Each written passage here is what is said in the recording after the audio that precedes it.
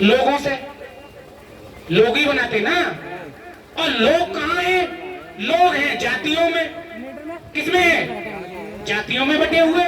कोई शाक्य है, कोई जाटव है, कोई निवाकर है, कोई यादव है, कोई और है, कोई और है। ऐसे 6000 से ज्यादा जातियां भारत में हैं सर, 6000 से ज्यादा जातियां। और जब जांच हुई डीएनए की तो 6000 से ज्यादा जातियों का जो डीएनए जब जांचा गया, उन सब का डीएनए एक ही मिला। और वो डीएनए उस 4700 साल पुराने मिले हुए कंकाल से मैच किया। क्या हुआ? किसने मैच किया? ये तथागत बुद्ध ने। अगर बुद्ध ना होते तो विज्ञान ना होती, और विज्ञान ना होती तो डीएनए ना होता, और डीएनए ना होता तो हमें ये पता नहीं चलता कि सारी जातियों के जो पूर्वज हैं वो एक ही हैं। क्या है? एक ही हैं। शाक्य हो, यादव हो, जाटव हो, धोबी हो, दिवाकर हो, नाई हो, वाल्मीकि हो, जितनी जातियां हैं सबके पूर्वज एक ही हैं। तो फिर आप समझ रहे हैं? आवाज दो, माइक में आवाज दो, हाथ करो थोड़ा, तब आएगा कुछ। आवाज दो, आवाज दो, आवाज दो। नमो बुद्धाय, नमो बुद्धाय, नमो बुद्धाय। जय भीम, जय भीम, जय भीम, जय भीम, जय भीम, जय भीम। जय संविधान, जय संविधान, जय संविधान, जय संविधान, जय संविधान, जय संविधान। बहुत बहुत धन्यवाद, आपने हमें सुना। सभी साथियों को फिर से नमो बुद्धाय, जय भीम, जय संविधान। बहुत बहुत धन्यवाद। मैंने शुरुआत में ही कहा था कि हमारे जेपी साकी जी, इन्हें कुछ दिनों पहले ही ज्ञान प्राप्त हुआ है। तो ये ज्ञान जो है वो बिखेरते फिर रहे हैं, कोशिश कर रहे हैं सत्य को बताने का। प्रयास उनका यही रहता है कि ज्यादा से ज्यादा लोग उनको सुने और अपने जीवन में उतारें। चीजें किताब में जो लिखी होती हैं वो कठिन लिखी होती हैं, क्योंकि उनको एक्सप्लेन नहीं किया जा सकता। अगर एक्सप्लेन करके लिखेंगे किताब बहुत मोटी हो जाएगी। तो एक्सप्लेन करने का काम करते हैं, चीजों को सरल भाषी तौर पर बताने का काम करते हैं। बिल्कुल सही बात है जो उन्होंने कही कि किसी बात को इसलिए मत मानना कि कोई बुजुर्ग या घर की परंपरा हो, बल्कि अपने ऊपर देखना क्या तुम्हारे लिए सही है, क्या सामने वाले के लिए सही है, या संपूर्ण जगत के लिए सही है, तभी उस बात को मानना। एक छोटा सा उदाहरण मैं देना चाहूंगा कि बिजली है, बिजली का तार है, उसमें करंट है। अब मैं पकड़ूंगा तो मुझे करंट लगेगा, आप पकड़ेंगे तो आपको भी करंट लगेगा, चाइना वाले पकड़ेंगे तो उन्हें भी करंट लगेगा। तो यानी कि ये बात तथागत की सही है। इसका मतलब क्या है कि बिजली के अंदर करंट है, और कोई ऐसा आदमी आ जाता है जो कहता ना हमें बिजली से करंट ही नहीं लगा, तो ये बात आप तुरंत मना कर देंगे, नहीं ये हो ही नहीं सकता। अरे हमने देखा है, उन्हें लग रहा है, हमें लग रहा है, तुम्हें कैसे नहीं लग रहा है? तुम कौन से अवतार हो? तो आप तुरंत तथागत के सूत्र के द्वारा उस बात को मना कर देंगे। जब सूत्र आप जानते हैं पहले से ही, तो उसको हर काम में क्यों नहीं लगाते? हमें हर जगह वही सूत्र लगाना है। एक ही सूत्र है कि बिना काम के आपको कोई फल नहीं मिल सकता, बिना काम किए आपको कोई फल नहीं मिल सकता। अगर भगवान से न्याय मिलता तो न्यायालय नहीं होते, अगर बिन काम किए काम चल जाता तो कार्यालय नहीं होते, अगर आशीर्वाद से काम चल रहा था तो औषधालय नहीं होते। तो ये सारी प्रैक्टिकल की चीजें हैं, हम व्यवहारिक रूप में अपने आप को रखें, अपने आप को जिए। इसी कड़ी के साथ मैं बुलाना चाहूंगा मंचासीन आदरणीय सोगर सिंह साकी जी, आपसे आह्वान करूंगा कि आप अपने विचार व्यक्त करें। बहुत बहुत स्वागत है आपका। करुणा के सागर तथागत गौतम बुद्ध को नमन करता हूँ, जो आज त्रिपावन जिसे बुद्ध पूर्णिमा के नाम से जानते हैं। तो जैसा कि त्रिपावन ये तीन जो शब्द हैं इसको हम लोग ये नया नया एक जहाँ तक 1 ही 2 वर्ष से लिखना शुरू हुआ है, उससे पहले हम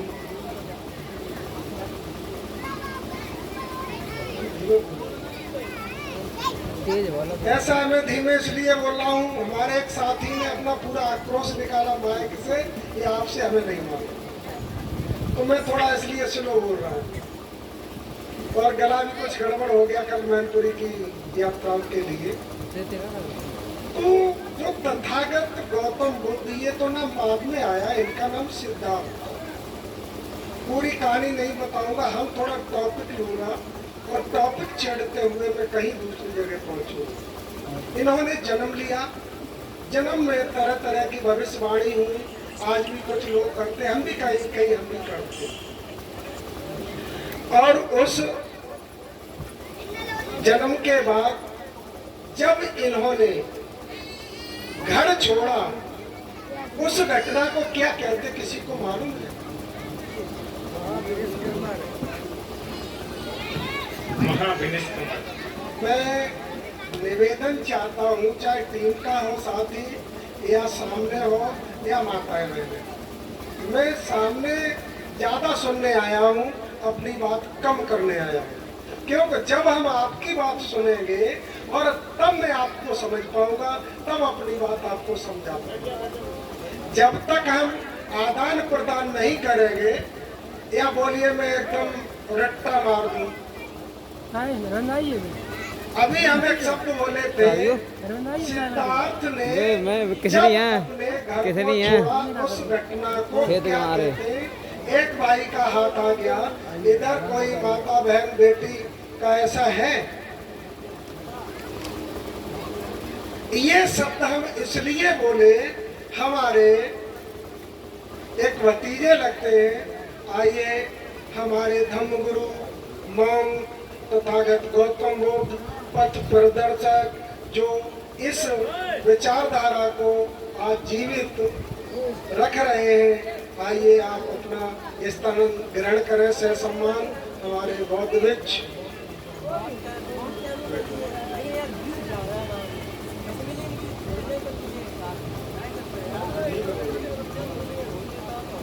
भाई पानी जल्दी सप्लाई कर दीजिए, मेरी सप्लाई गर्म होगी तब दिक्कत आएगी। किसी से कुछ छूट गया तो आपकी कमी होगी, मेरी नहीं होगी। अभी एक घटना पूछी, उस घटना को महाविनिष्क्रमण कहते हैं। थोड़ा जटिल है। एक बेटी जो पढ़ी लिखी हो, उससे इशारा कर दो कि ये घटना तुम को पूछेंगे, ऐसे 10 हो जाए, 10 शब्दों को याद कर लो, सोच लो, आपका कल्याण होने वाला है। मैं एक महापुरुष का और नाम लेना चाहूंगा, पहले बुद्ध पर ही थोड़ा बोलता हूँ। ये तो उनकी बाल्य अवस्था, थोड़ा जो है उनकी शादी हुई, राम को छोड़ा, गोपा को छोड़ा, और जो है महाविनिष्क्रमण। उस समय इनके साथ कौन कौन थे? एक पशु था, एक व्यक्ति था, उनका नाम किनको मालूम? बोलिए बोलिए खुले मन से। गलत ही सही, यहाँ मैं किसी को नंबर देने नहीं आया हूँ। चन्ना। धन्यवाद। और छंदक भी थे। धन्यवाद। देखिए, इंटरेस्ट किसी भी सब्जेक्ट में तब आता है जब टीचर और स्टूडेंट रिप्लाई उसका करते हैं, बहुत बेटर होता है उसका ही। और जब जब सच को दबाया जाता है, तब तब जैसे घी होता है, आप जमीन में दबा दो, पानी में दबा दो, जैसे ही हीट मारेगा वो ऊपर आएगा। यही है, आते हैं। ये तो दो बातें हो गई। और उन्होंने जब किस व्यक्ति, माता बहन को मालूम है तो पहले उन्होंने किस जगह ध्यान साधना के लिए बैठे थे, वहां ज्ञान प्राप्त नहीं हुआ, उस जगह का नाम क्या है?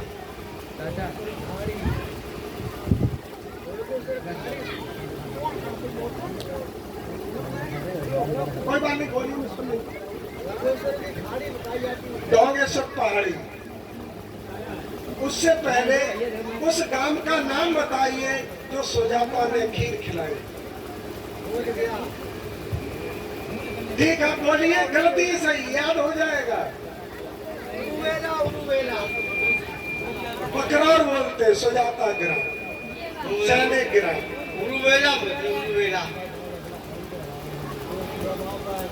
खीर खिलाई।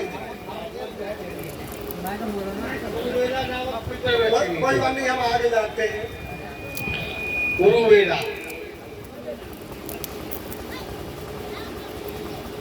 अच्छा, कितने साथी बौद्ध तीर्थ स्थल को गए हैं? गए हैं बस। धन्यवाद, गए हैं। देखिए, मैं भाषण तो कह के चला जाऊंगा, वो भीतर नहीं जाएगा। और बुद्ध ने जो खोजा था, अकेले बैठ गए, इसीलिए उसे मेडिटेशन, विपश्यना, ध्यान साधना कहते हैं। और इसीलिए बुद्ध की किसी भी मंच से आप नहीं सुनेंगे। मैं संचालक महोदय से ये कहना चाहूंगा, नेताओं को यदि मंच पर बुलाते हैं तो वक्ताओं को पहले बुलाइए, उनकी इच्छा हो तब तक बैठे, नहीं तो चले जाएं। क्योंकि वो अपनी बात कह देते हैं, वक्ताओं की नहीं सुनते। वक्ताओं के द्वारा उनको झिलाइए।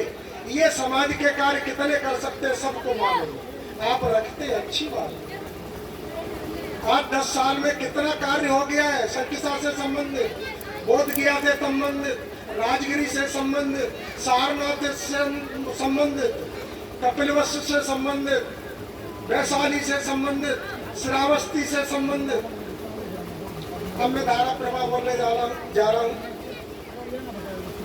जब बुद्ध की विचारधारा से आप जुड़ेंगे, विश्वविख्यात हो जाएंगे।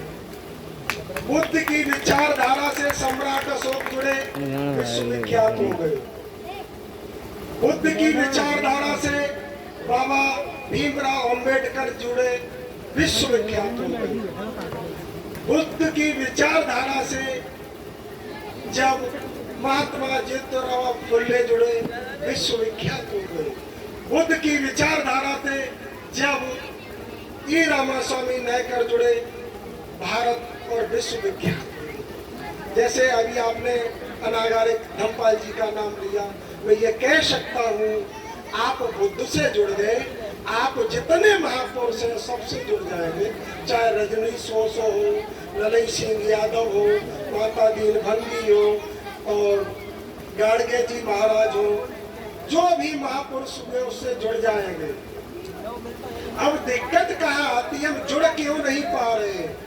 जो हमारा एक पाठ है, जो हमारा एक जीवन साथी है, उसे हम नहीं समझा पा रहे। उसको समझने के लिए पहले उन्हें समझे, तब खुद समझे। ऐसा मैंने किया। अच्छा पार्टी थोड़ा मत बोलिएगा, मैं माताओं बहनों को कुछ बोलने जा रहा हूँ, और कहीं कमी हो जाता अभी बताइएगा।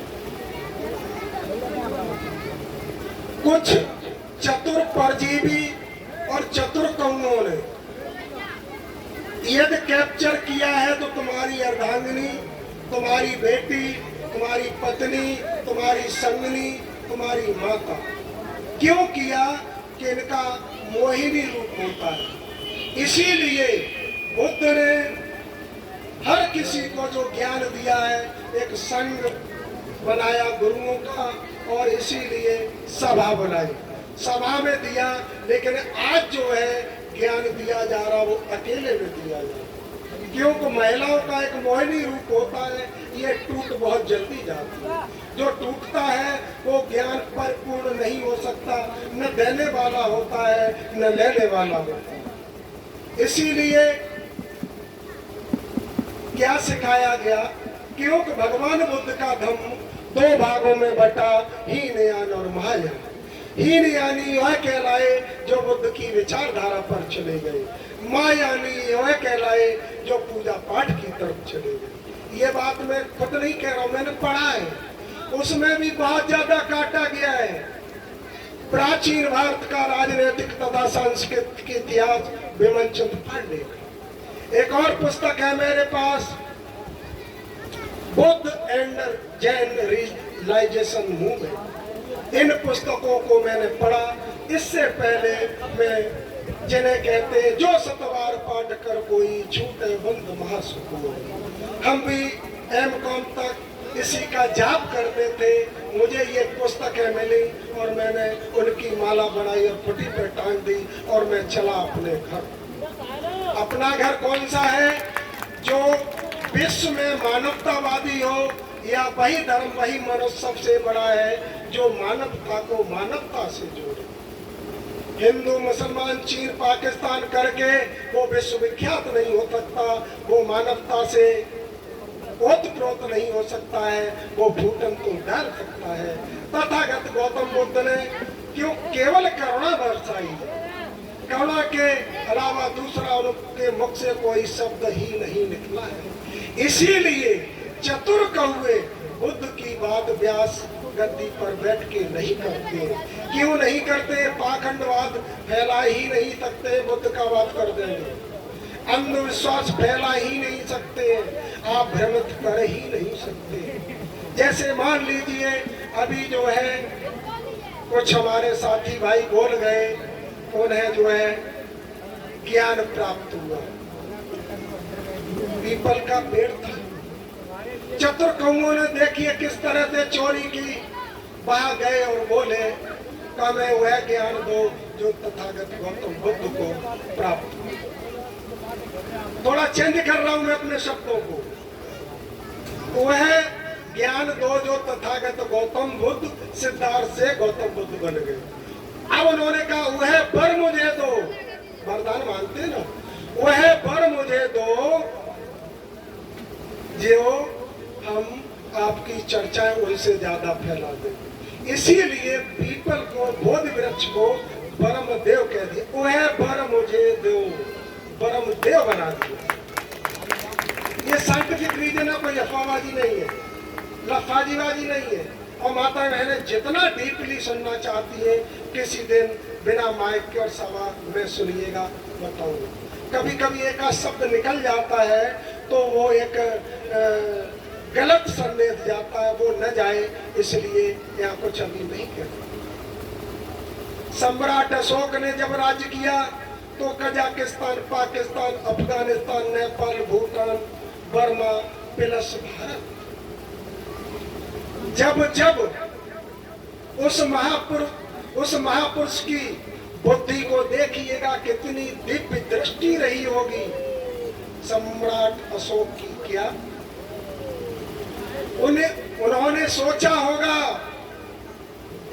कि विघटनकारी तत्व पैदा होते रहते हैं, हम लोहे की कलम से पत्थरों को कुरोदेंगे। इसीलिए जब और जहां खुदाई की जाती है, उत्खनन किया जाता है, तो तथागत गौतम बुद्ध निकलते हैं। और हमारी माताएं बहनें कहीं गोल डला हुआ पत्थर निकलाया तो उसे कोई दूसरी उपमा दे देते हैं। ये 4 आर्य सत्य, अष्टांगिक मार्ग है, 10 पारमिताएं हैं, 38 महामंगल सूत्र है, 30 शरण है, पंचशील है, ये बुद्ध ने दिया है। और ये पुस्तक केवल इसलिए लाया हूं, आपके घर में कोई पढ़े ना पढ़े, एक पुस्तक ले जाइए 10, 20, 50, 100 रुपए और ये बंद रख दीजिए।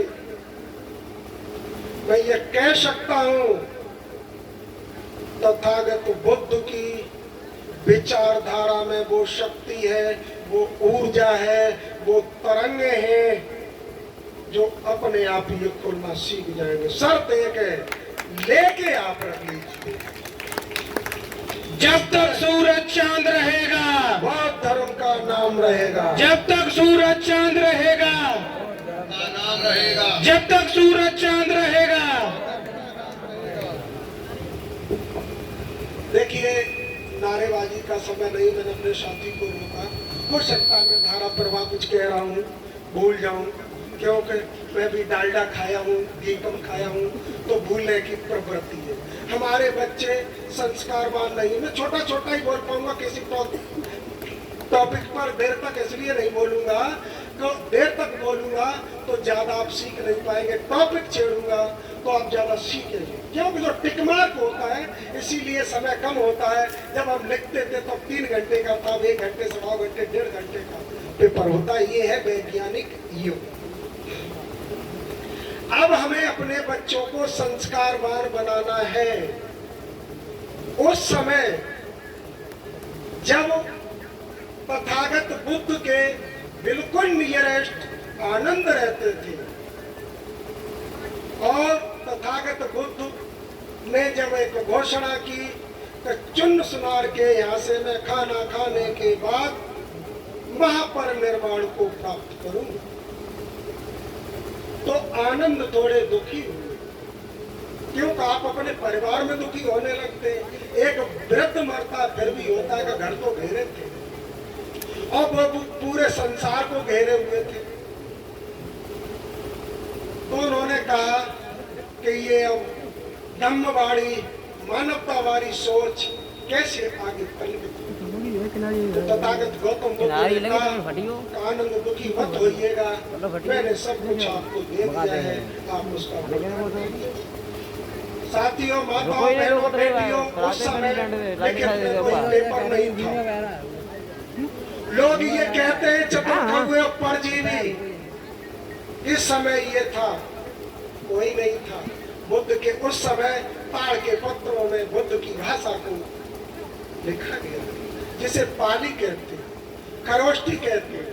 चतुर्कौओं ने उसको अपभ्रंश करके कुछ और नाम दे दिया। और जब चूंकि मैं इसलिए कहता हूँ, मेरे ऑफिस में जब 4 भाई कास्ट सरनेम जो अपने को ऊंचा मानते वो थे, वो बोल पड़े संस्कृत सबसे पुरानी भाषा है, तो मैंने कहा कि खरोष्ठी का नाम आप नहीं जानते हो? उसके बाद उनके मुंह से जवाब नहीं निकला। तो पढ़ना होगा और आगे पढ़ना होगा, और जब पढ़ोगे, इसी के बीच में एक और बात आ गई, परिवर्तन ही विकास की कुंजी है। जिसने परिवर्तन किया वही ऊंचाई पर गया, और जो रूढ़वादी कभी परिवर्तन नहीं करता वो केवल जमीन पर ही रहता है। इसलिए परिवर्तन करना बहुत जरूरी है, और परिवर्तन की लहर आ गई है। कोई माई का लाल कितना भी सच को क्यों न रोके, कितना भी रोके, सच ऊपर आएगा ही। उदाहरण के लिए, जब तुम्हारे देश का प्रदेश का मुख्यमंत्री अदर कंट्री में जाता है तो बोलता है मैं उस देश का प्रधानमंत्री, मुख्यमंत्री, रक्षा मंत्री, गृह मंत्री हूँ जहाँ तथागत गौतम बुद्ध ने जन्म लिया। तो आपको भी गर्व करना चाहिए, आप नागवंशी हैं, आप मूल निवासी हैं। 6,743 जातियों में आपको विभाजित किया गया, आपकी शक्ति को तोड़ा गया।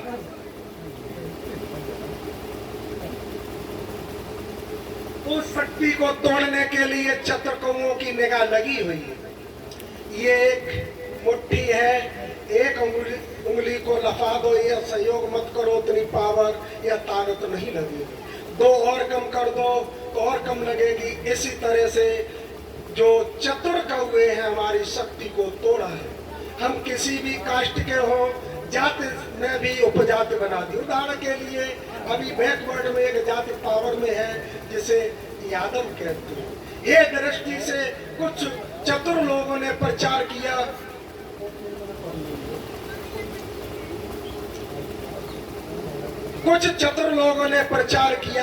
कि यादव तो 2 तरह के होते हैं, एक कमरिया, एक घूसिया।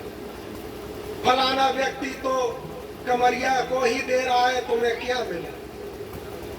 अब यहाँ पर वही विघटनकारी तत्व पैदा किए जा रहे हैं। जब किसी व्यक्ति से, ये बॉडी का एक फंक्शन है, इसमें एक सेल्स होते हैं, जब कोई बात आप बार बार कर लो तो आपके दिमाग में टच हो जाती है। उदाहरण के लिए अभी यह बहुत गर्मी है और मैं धारा प्रवाह बोल रहा हूँ, आपको अच्छा लग रहा है, आपको गर्मी नहीं महसूस हो रही। और गर्मी महसूस कब होगी? हमसे कोई दूसरा वक्ता बोलने लगे, उसकी वाणी आपको अच्छी ना लगे तो आपको गर्मी सताने लगे। अब जो हमारे अंदर सेल्स है, इसी को तथागत गौतम बुद्ध ने अपने इन दो छिद्रों के द्वारा सांस को अंदर ले गए। अंदर देखा, इस खोपड़ी को, स्कल को, ब्रेन को, उस चित्त को घुमाया और देखा जहीं कुछ दर्द हो रहा वहां रोका। वहां जब जगह साफ हुई, ये बताने का विषय नहीं लेकिन मैं बता, क्योंकि यहाँ जहाँ तक मुझे लग रहा है ये मेडिटेशन जाकर के ही वहाँ सीख सकते हैं, तो इस पर मैं कम बोलूँगा, और बोलूँगा तो फिर फिजिकल तरीके से बोलूँगा और बताऊँगा। इसीलिए तथागत गौतम बुद्ध की वाणी जितने भी कोई भी है धर्म गुरु चर्चा नहीं करते, क्योंकि हम जब उनसे बात कोई प्रसंग छेड़ते हैं तो वो पता झाड़ते हैं बहुत जल्दी कि ये प्रसंग इन्होंने कहाँ छेड़ दिया। तो मैं कुशमरा में बहुत ज्यादा किसी को नहीं, सर्वेंद्र भाई को जानता था, चूंकि वो एक व्यवसायी मैन है, वो एक RCM का प्रोडक्ट और सेल करते हैं, इस तरह से उनको जानते हैं। और मैं ऐसे महामानव को कोट कोट वंदन प्रणाम और नमन करता हूँ जिसने ऐसी विचारधारा पल्लवित की। आज विश्व एक बारूद के ढेर पर बैठा हुआ है, दूसरी विश्व की कोई शक्ति नहीं है जो बचा सके, वो फिर शक्ति करुणामयी तथागत गौतम बुद्ध की है। अब मैं अपनी वाणी को विराम देता हूँ। सर एक मैं देख के कुछ पढ़ूंगा, और वो पढ़ूंगा इसीलिए मैं थोड़ा याद है, लेकिन वो याद न करके मैं ऐसे ही पढ़ूंगा।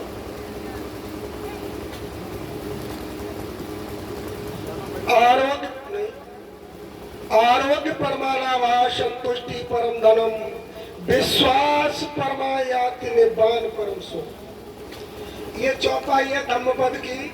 चूंकि तथागत गौतम बुद्ध ने 84,000 लिखे थे, मैं केवल एक ही चौपाई पढ़ूंगा और इसका उत्तर जो अभी मैंने पढ़ा है उसका उत्तर बताऊंगा। आरोग्य परमालावा संतुष्टि परम धनम, विश्वास परमायाति निर्वाण परम सुखम। इसका अर्थ है निरोग होना परम लाभ है, संतोष परम धन है, और विश्वास सबसे बड़ा मित्र है, दोस्त है, और निर्वाण सबसे बड़ा सुख। निर्वाण को कैसे करेंगे प्राप्त? ये जब पंचशील करेंगे आप और अष्टांगिक मार्ग करेंगे, 10 पारमिताएं करेंगे, तब आपको सारी व्यवस्थाएं मिलती जाएंगी और आप सच को छुएंगे। नमो बुद्धाय।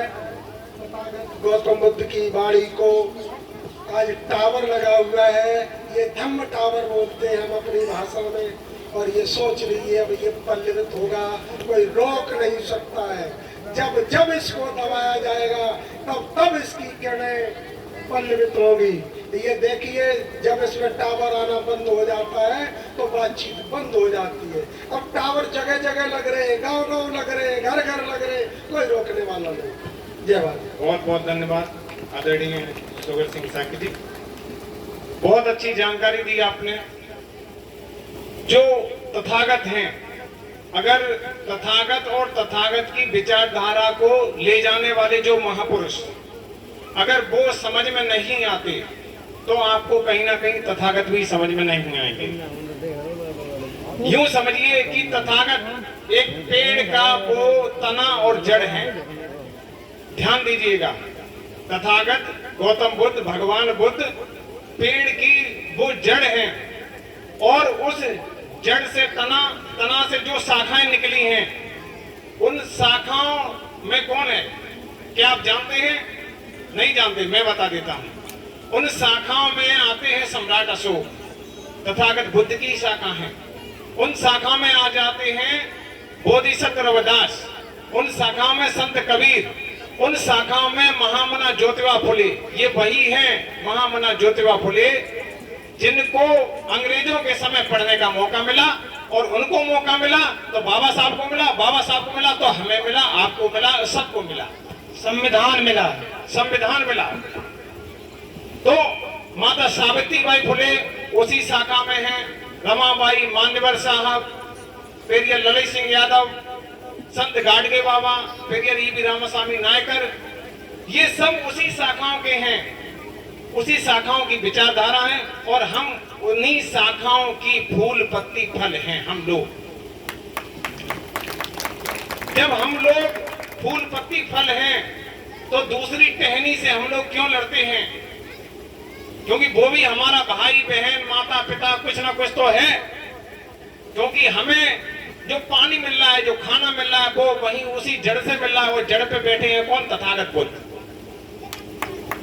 जड़ पे तथागत बुद्ध बैठे हैं। तो हम खुले मंच से कह सकते हैं कि हम तथागत बुद्ध के ही वंशज हैं। चाहे हम किसी भी जाति में आज बने हुए, लेकिन हैं तो वहीं से चले हैं। हमारे पूर्वज किसी समय एक हुआ करते थे।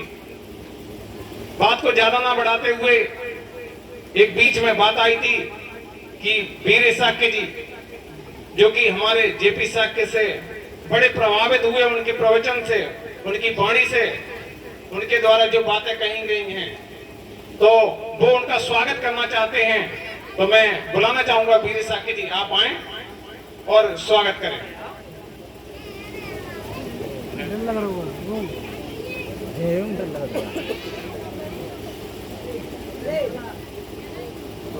क्योंकि उम्र में बहुत बड़े हैं वीर साक्य जी, तो मैं जेपी साक्य से भी कहूंगा कि आप पहले उनका कर दीजिए। चलिए दोनों साथ साथ तालियां बजाकर स्वागत होता है बराबरी का सम्मान, अन्य कहीं ऐसा नहीं होता है। और सर 2 मिनट। बहुत बहुत धन्यवाद कि आपने हमें सम्मान दिया और इस गांव में आप सभी ने इनका साथ दिया। साथ इसलिए दिया क्योंकि आपने हमें सुना, इसलिए हमें सम्मान मिला। हमारा उद्देश्य केवल यही है, डीएनए के आधार पर सारी जातियों के पूर्वज एक ही हैं, तो हम आपस में ना लड़ें, हम ऊंच नीच की व्यवस्था में ना पड़े, आपस में ना लड़ें और अपने पढ़ाई के मार्ग पर चलकर विज्ञान तक पहुंचे और तथागत बुद्ध तक पहुंच जाएं और हम अपने आप विकास कर जाएंगे। आपकी जेब में लाखों करोड़ों रुपए होंगे। और इसी के साथ मैं अपनी बात खत्म करता हूं। धन्यवाद। बहुत नमो बुद्धाय। जय भीम। जय संविधान। जय संविधान जी।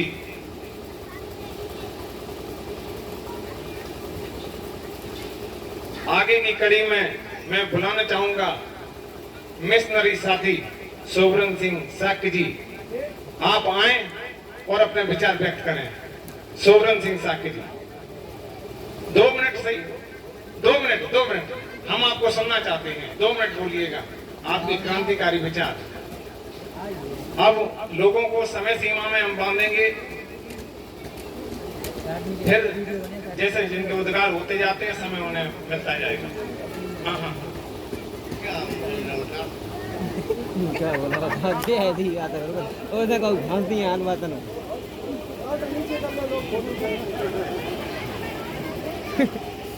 मैं भाई लोग आप लोगों के सामने कुछ समझ बोलने जा रहा हूँ। अगर कोई त्रुटि हो उसे माफ करें। चीन में एक गाथा है, भगवान बुद्ध ने कहा लिखा है, ये धम्मा है तत्पवा एक तेसम तथागतो तेसम चायो निरोधो एवं वादी महासम्रोह। संसार में जो भी पदार्थ है वो कारण से उत्पन्न है, उनका कारण और निवारण बतलाने वाले महाश्रमण है। चीन की एक गाथा। भगवान बुद्ध ने कहा कि तुम स्वावलंबी बनो, अत्त दीपा भवत अत्त सड़ा ही यत्नो नाथो। तुम अपने ही अपने स्वामी हो, तुम स्वावलंबी बनो। किसी देव या मनुष्य की सड़ या सहायता रहना बेकार है और इसकी आवश्यकता भी नहीं है, क्योंकि मनुष्य अपने बलबूते पर ही आगे बढ़ सकता है। यदि अपनी गलती से अगर उसे डूबना ही पड़े तो कोई परवाह नहीं, पर दूसरे की बात में पड़ के दूसरे का सहारा लेकर डूबना बेवकूफ बनना शोभा की बात नहीं है। भगवान बुद्ध ने कहा था कि तुम स्वावलंबी बनो। किसी देव या मनुष्य की सड़ या सहायता रहना बेकार है और इसकी आवश्यकता भी नहीं है, क्योंकि मनुष्य अपने बलबूते पर ही आगे बढ़ सकता है। अपनी गलती से अगर उसे डूबना ही पड़े तो कोई परवाह नहीं, पर दूसरे की बात में पड़ के दूसरे का सहारा लेकर डूबना बेवकूफ बनना शोभा की बात नहीं है। हमें विश्वास है कि मनुष्य स्वावलंबी बनकर अकर्मण्य नहीं बन सकता। आखिर उसे चलना तो अपने कर्मों के भरोसे पर ही है। यह बौद्धों का सिद्धांत अटल सिद्धांत है। ये भगवान बुद्ध ने कहा था। भगवान बुद्ध ने कहा था कि संसार की सभी चीजें और वासना कार्य और कारण पर निर्भर है। हर कार्य के पीछे कारण लगा हुआ है। बिना कारण के कार्य की उत्पत्ति संभव नहीं हो सकती। कार्य और कारण में बड़ा गहरा संबंध है। बिना कारण के कार्य की संबंधी उत्पत्ति नहीं हो सकती। कारण के नष्ट होने पर ही कार्य की उत्पत्ति संभव है। बीज नष्ट होकर ही वृक्ष उत्पन्न होता है। इसको मानने में कोई आपत्ति नहीं। भगवान बुद्ध के इन विचारों को सुनकर आत्मवादी विचारकों में खलबली पैदा हो गई। इसे कहने की कोई आवश्यकता नहीं है। भगवान बुद्ध से पूछा गया, ये श्रीमद् गौतम, आप हमें ये बतलाएं कि यहाँ आने वाले अनेक प्रकार से मुक्ति मार्ग बतलाते हैं। कृपया हमें बताएं कि हम किसकी बात माने, किसकी बात ना माने। भगवान बुद्ध ने कहा, आओ कालामो आओ, तुम्हारी दुविधा ठीक है। आओ कालामो आओ, तुम किसी की बात को इसलिए मत स्वीकार करो कि यह बात अनुसृत है या कहीं सुनी है। तुम किसी की बात को इसलिए मत स्वीकार करो कि यह बात परंपरागत है। तुम किसी की बात को इसलिए मत स्वीकार करो कि कहने वाला कि हमारी ये बात हमारे मत के अनुकूल है।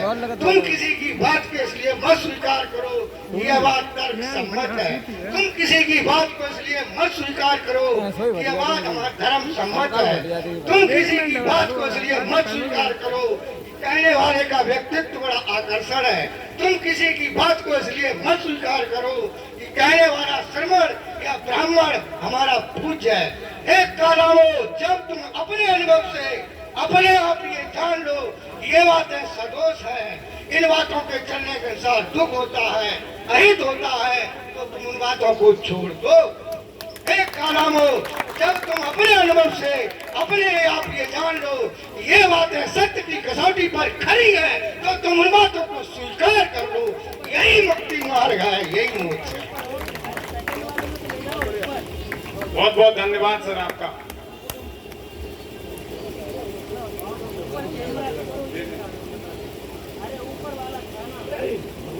तथागत के महापरिनिर्वाण के बाद जो बौद्ध संगतियां हुई, उन बौद्ध संगतियों के बाद जो हमारा बौद्ध धर्म था वो दो भागों में बटा, जैसा कि पूर्व वक्ताओं ने बताया, हीनयान और महायान। आगे वज्रयान और नई नई शाखाएं बनी। अब बाबा साहब के लिए ये बहुत बड़ी समस्या आ गई थी कि कौन सी शाखा का चयन किया जाए। तो उन्होंने बहुत सारे बौद्ध धर्म के जो ग्रंथ थे उनको पढ़ा। त्रिपिटक में जो अभिधम्म पिटक, विनय पिटक, सूत्र पिटक, ये सारे ग्रंथों का अध्ययन किया। जब इनसे वो संतुष्ट नहीं हुए, उन्होंने कहा इसमें जो चमत्कारी व्यवस्था है वो कैसे ये संभव है।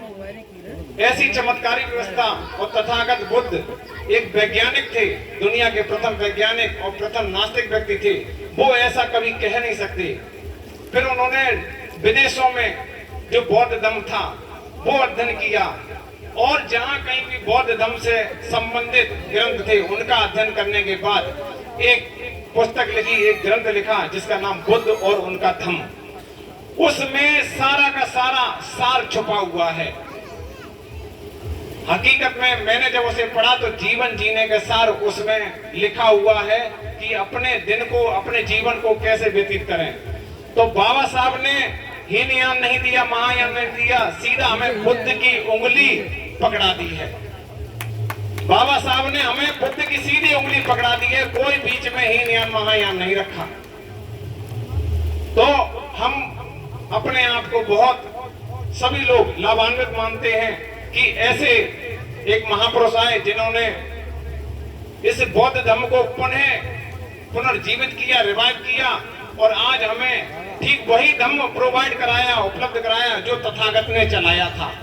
हम चीन, जापान, कोरिया जहां कहीं भी बौद्ध धर्म फैला हुआ है, अपना जो मूल धर्म है हम वो लोग अनुकरण कर रहे हैं उसका। ये बहुत अच्छी बात है। आगे की कड़ी में मैं हमारे बीच में भिक्षु संघ बौद्ध भिक्षु जी उपस्थित हैं, मैं उनको बंदामी कहता हूं और उनसे कहता हूं कि आप अपने विचार व्यक्त करें।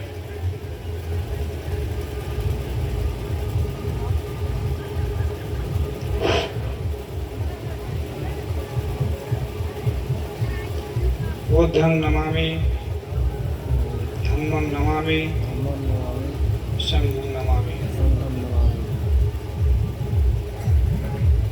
हमारे देश को संसार में लाइट ऑफ एशिया के नाम से सुशोभित करने वाले स्वामी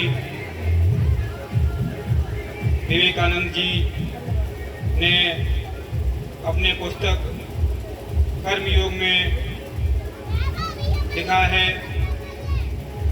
कि भगवान बुद्ध के जैसा उन्नत व्यक्तित्व, उन्नत चरित्र, उन्नत दर्शन आज तक न किसी का हुआ है और न होगा। भगवान बुद्ध सभी अभिसंधियों से मुक्त थे। अभिसंधियों से आशय हुआ करता है उनके अंदर कोई भी शारीरिक वृत्ति नहीं थी, इन दोषों से मुक्त थे। और उन्होंने अपने ये शब्द स्वामी विवेकानंद के हैं, कर्मयोग में लिखा उन्होंने ये शब्द हैं। दूसरा दर्शन पर मुझसे पूर्व वक्ता महोदय रेस्पेक्टेबल सुगर सिंह साहब जी का संदेश हमने मेरे सामने हुआ था।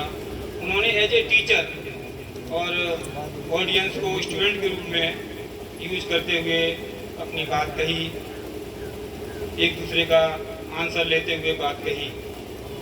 तो उनकी बात से लोगों में ज़्यादा इंप्रेशन होता है। साथ में हम आप लोगों से अभी मैं कल बुद्ध